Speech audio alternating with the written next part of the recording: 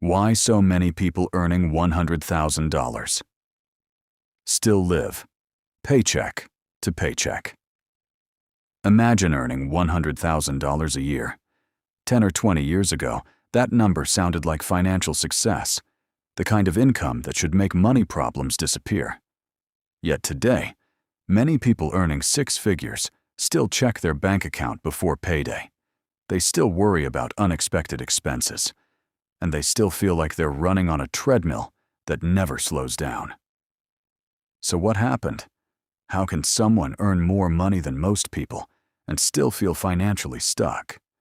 The answer has less to do with income and more to do with how modern life quietly expands to consume it.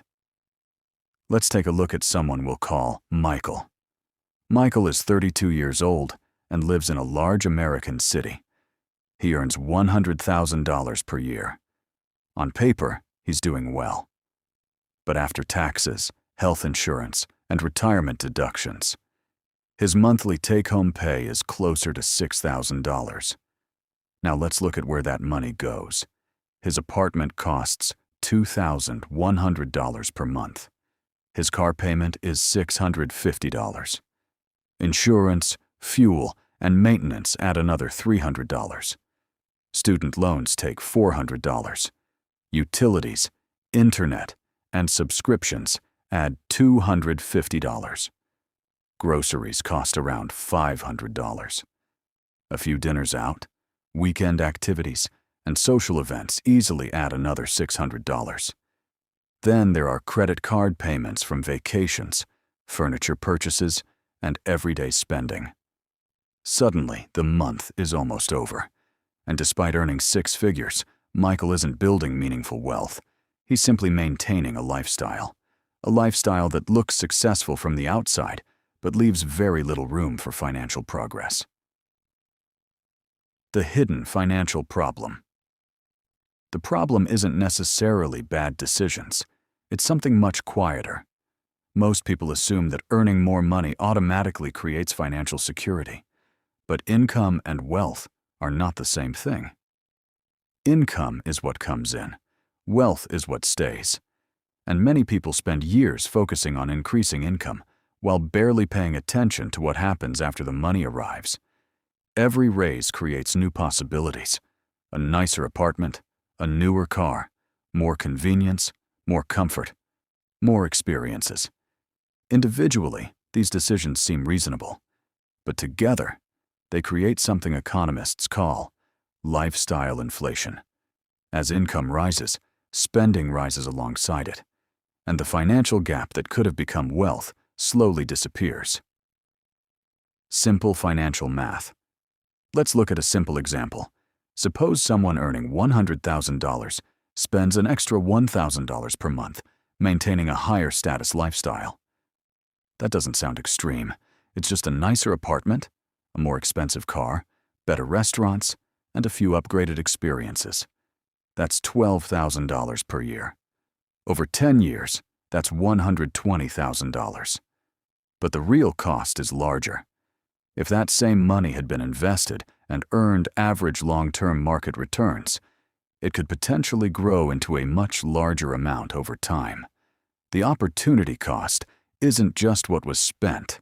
It's what that money never had the chance to become. And that's the hidden financial calculation most people never see. They notice the monthly payment. They rarely notice the future wealth quietly disappearing behind it. Psychological explanation. Of course, people aren't making these choices because they're irrational. They're making them because they're human. We naturally compare ourselves to others.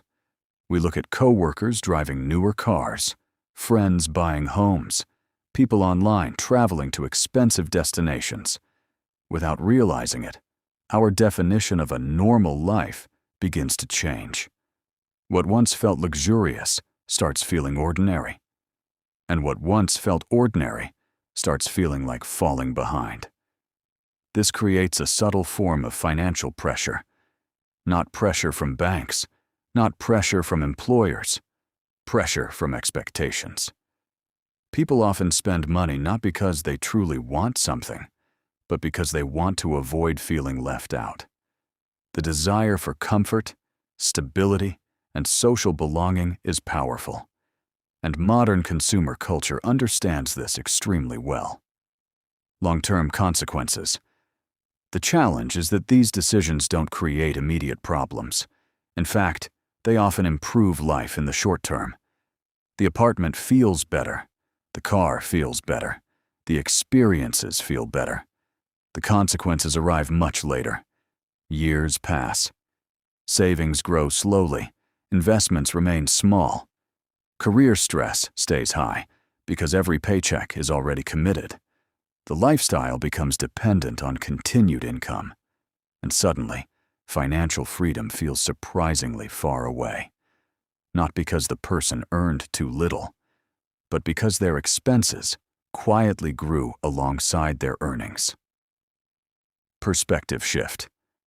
Financially intelligent people often view money differently, not because they're smarter, not because they're more disciplined every day, but because they understand a simple distinction. Visible wealth and actual wealth are rarely the same thing.